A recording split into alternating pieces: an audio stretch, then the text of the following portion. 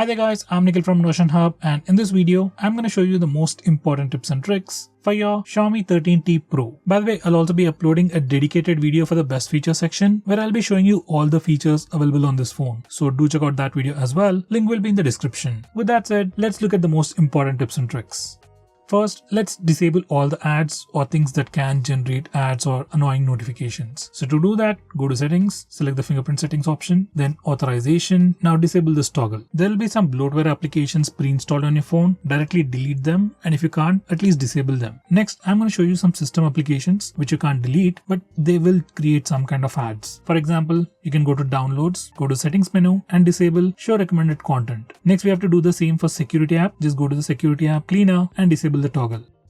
Next, go to music app, settings, advanced settings, then disable. It's not the end.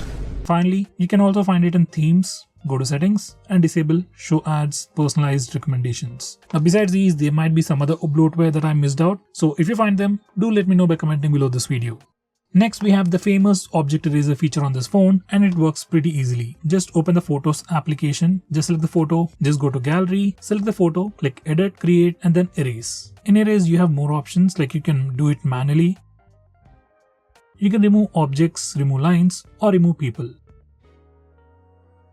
Next, we have the bokeh feature where you can turn normal photos into portrait shots. Using this feature, you can change the amount of background blurriness you want, and you also get all these filters which can further improve your portrait shots or the bokeh shots. Next, we have the famous feature to actually change the sky in the background. This is how it works, and it actually can make your photos look a bit more unique.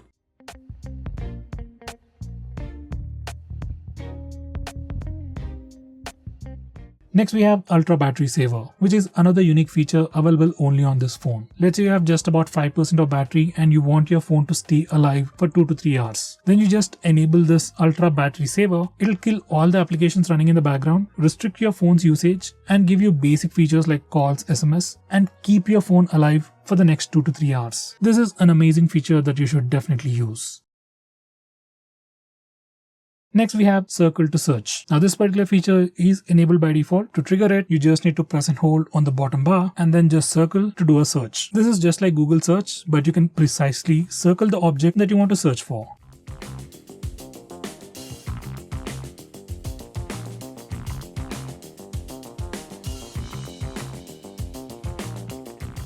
Next, I'm going to show you navigation gestures. Now you can enable from these settings, and once you enable it,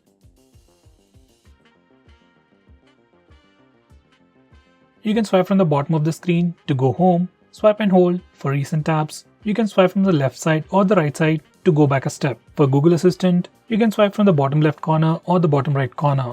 And just like on iOS, you can just swipe left or right on the bottom bar to quickly switch between applications.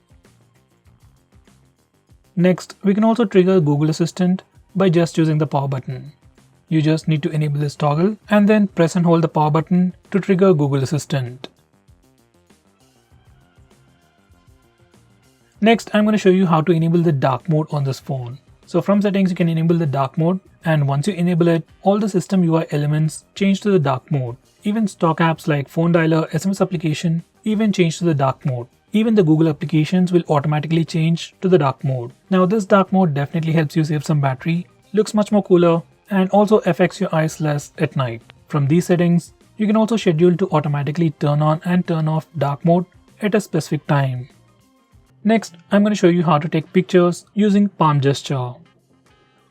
You just need to enable this option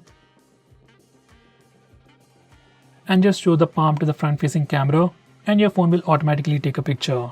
It's not a big feature, but something you might definitely want to try. Next, I'm going to show you how to take screenshots on this phone. By default, on any Android phone, if you want to take a screenshot, you can just press the volume down button and power button both at the same time to take a screenshot. For some reason, if that's a bit difficult for you, on this phone we also have the 3-finger screenshot gesture. Once you enable it, you can just swipe down using 3 fingers to take a screenshot. By the way, we also have a quick shortcut to take a screenshot even in the notification toggles. Next, I'm going to show you how to take a longer screenshot. So to take a longer screenshot, first we need to take a regular screenshot. You can either use the buttons or the gesture. Now once you take a screenshot, you will see a small pop-up preview. Just tap on scroll to start taking a long screenshot. Next, I'm going to show you how to take partial screenshots. To do that, you just need to place 3 fingers on the screen and hold, and you'll get a preview. From here, you can just drag to select the area that you want to take a screenshot of. Next, I'm going to show you how to use split screen mode on this phone, or to say how to use 2 applications at the same time. For that, first go to the recent apps. Then click and hold on the application that you want to use in the split screen mode. Then select split screen. Now you can select the secondary app from the list below, or else you can go to the home screen and select the secondary app from the app drawer.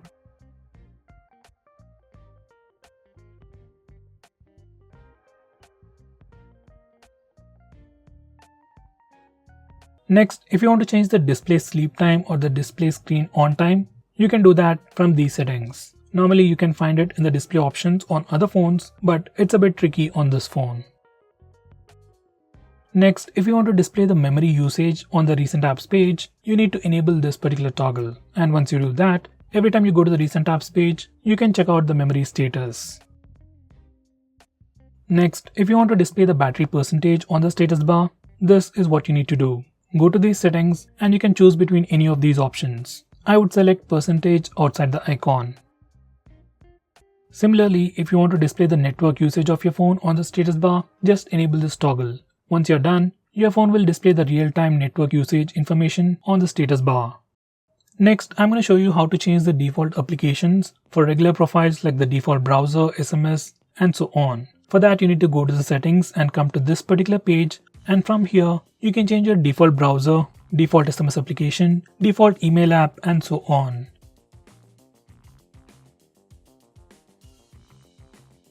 Going on next, if you're someone who's really concerned about privacy about your phone, and if you want to lock few applications on your phone, you can do that on this phone without installing any third-party applications.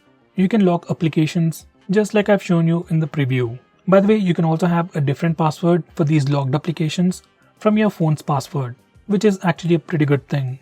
By the way, we can also use the fingerprint scanner and the face unlock features to unlock the locked applications. For that, we need to enable those options from settings.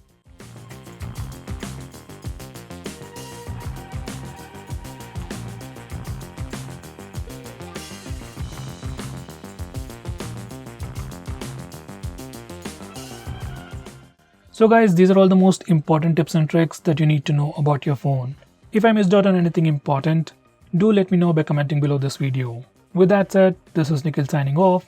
See you in my next video.